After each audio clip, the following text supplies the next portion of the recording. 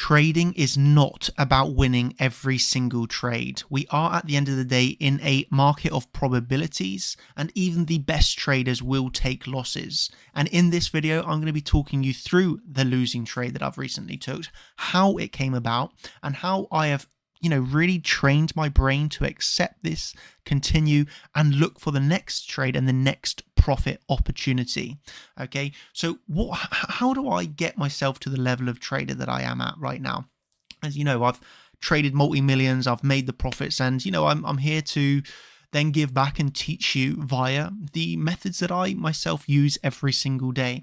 So when looking for a trade, I'm always interested in a few key factors. Okay, I recognize it's a game of probabilities, so there's never 100% trade. There's never, even the ones where I feel ultra confident, all the confluence in the world, I really feel I'm going to win it, I always know there's that slight possibility of losing nevertheless. So I'm very focused on risk management. Okay, you're never going to see me going high leverage, risking it all on a trade. No, it's not going to happen. Good risk management, easy to spot and understand invalidations. So where I'm placing my stop loss. I love a trade where I know straight away that's my invalidation, that's my stop loss. And then finally, waiting always for only the best high probability trades. So I'm picking up where I left off my last video, where at the time, of course, I was in a short trade. I was looking for a bit of patience off of a short trade, right, that we had rejected from the Fibonacci from high to low. We had, of course, come into the CC Fibonacci level, and I was at that time remaining patient. As you know, though, we had two levels above and below. NPOC there, 27,112, and the NPOC above us, 28,287. At the time, remaining patient in a short, waiting to see what came to me next. And what actually came to me next, of course, at that time, that was actually the second CCV target in a row. If you remember, we had the Fibonacci rejection, and then we came down, and we all know we hit that target. After hitting that target, we got a bit of a bounce, and that bounce actually, though, presented us a second day in a row CCV setup, which was then a long trade. So the setup gave us the high to bring it down to that low, and then from that low it gave us a reversal long. And what I actually done was I waited for the activation acceptance of the CCV once more, and so I called my team that I have now taken along on a pullback. At the time, we had come up, hit the PDEQ, and we were starting to pull back here, and on that pullback I decided to take the long trade, and I've alerted my team, right, I've took a long trade now on Bitcoin. This was a losing trade. So how did I lose this trade, and how did I cope with that loss? Very simple, actually. So what happened was I took the long trade on the pullback that we were getting. I knew where my target was, which was above $28,000. I knew where my invalidation was. I knew the reason for entry. But then this is where things started going bad, as I've taken a long trade, but the market's pulling back still. I will make you aware, I still am in the short trade from the CC Fibonacci. This always for me is a good psychological tip. So if you struggle sometimes even taking a trade, if you're thinking, oh, I'm going to take a long here on the pullback, but I'm a bit worried, anxious, and you end up missing a trade through your lack of confidence, really. I always find a big confidence booster if I'm taking a long trade is when I have a short trade from higher. That's why it's very rare that I'll close all of the short trade.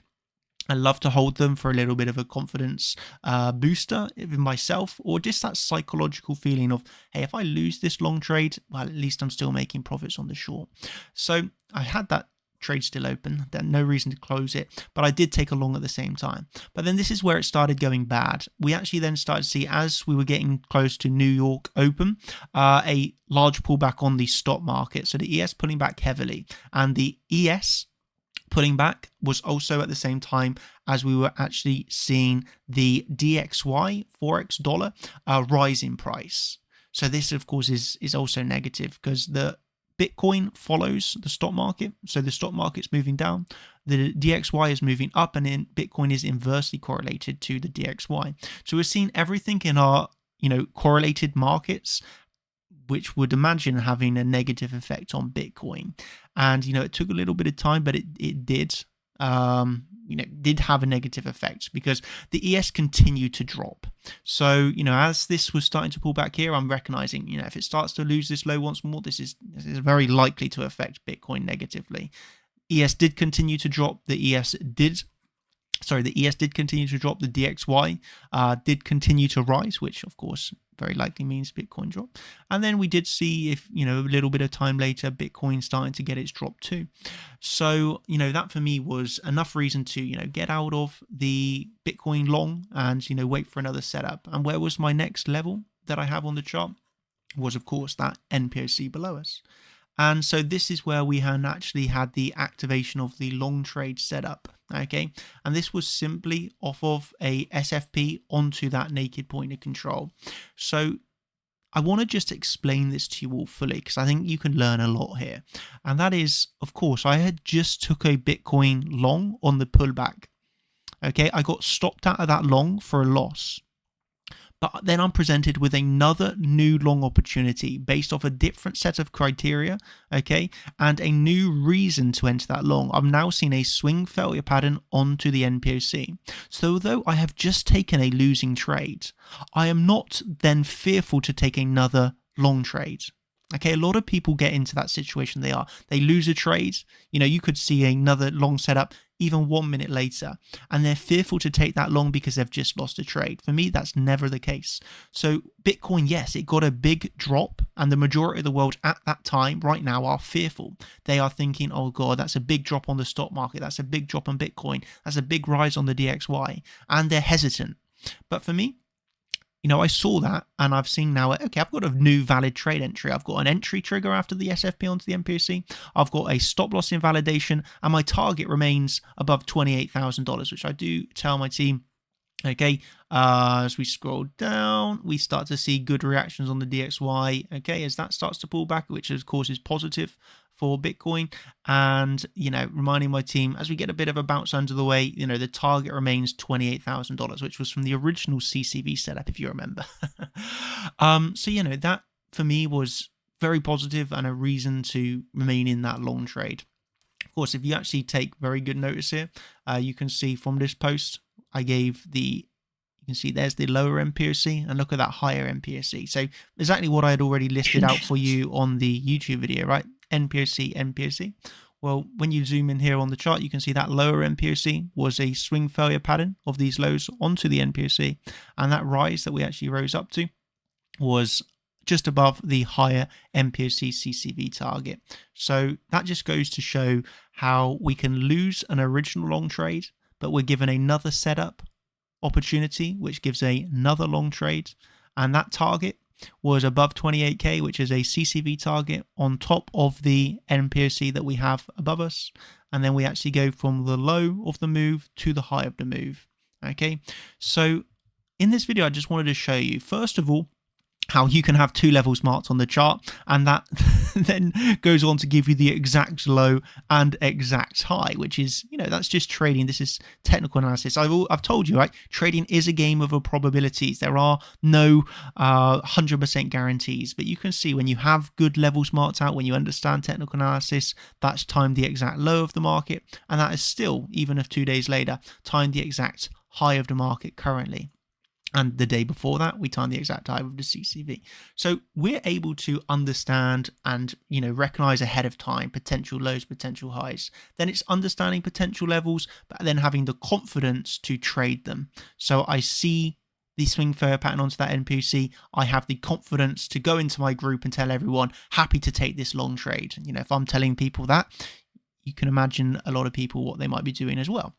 I actually saw that SFP, and I did wait about, it was about 10 minutes because I wanted to see the reactionary volume after the SFP. So I didn't take it instantly, but after seeing this, I waited about 10 minutes to confirm. I really like the order flow, and that's when I got into the long trade with the target, still above $28,000. So I had about over, about a 1% stop loss, and in the end, I've made over 3% gains. So that, gives me, if I'm in $100 position, let's just say, I'm risking 1 to gain 3, 3 to 1 risk to reward ratio. With an entry, you're risking 1% to gain a potential 3%, and of course price rises 3%. So what I really wanted to emphasize in this video was not that we can recognize highs and lows.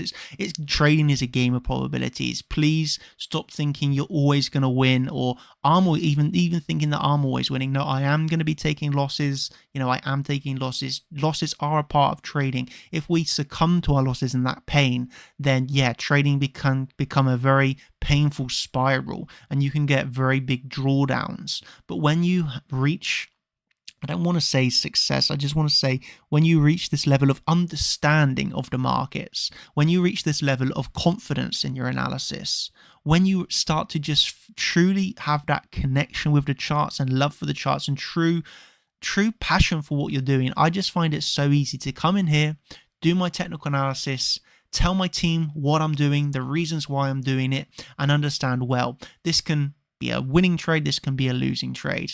I'm very good at keeping my losses small, and yes, great profits on the rise when we get the winners. So the winners are much bigger than the losses. I'm not winning 100% of the time. I'm getting some losses, I'm getting some winners. But what I do know is that we are making very good profits. Not just myself, but champions alongside me able to, trade altcoins, trade Bitcoin, trade ES, all that. It's basically just something that makes me as a mentor very happy to see. So yeah, if you want to see more from myself and the rest of the Chart Champions coaches, of course, we do live streams every single day. We have a whole content library of educational content, the biggest you're going to see online for cryptocurrency. Although this, of course, works also for the stock market, also for Forex. So you can understand and learn from this theory and trade every market in the world. I have got another live stream today for the champions. This is a higher term time frame swing trading session going over on Bitcoin. We do have live trading, dedicated altcoin streams, everything that you need basically. We've got for you over at Chart Champions. So if you would like to get involved on that, you know where to do it. Chartchampions.com. It's also where, if you want to go over on the deals page, we have all of our latest exchange deals, which are the best possible ones you can get right now. So yeah, if you want to see more of myself and the team, if you want to become a profitable trader, you know where you can do it. Chartchampions.com. I'm going to say thank you ever so much. Hope you've enjoyed this quick video, and I will catch you next week for some technical analysis where I'll go over exactly what I'm looking for next. And if you want that information now and you don't want to wait, well, I've got a live stream started in a few hours for the champions for my higher term time frame trades, bias, and outlooks. Cheers everybody, thank you ever so much, and that is me signing out of this one. Thank you and goodbye.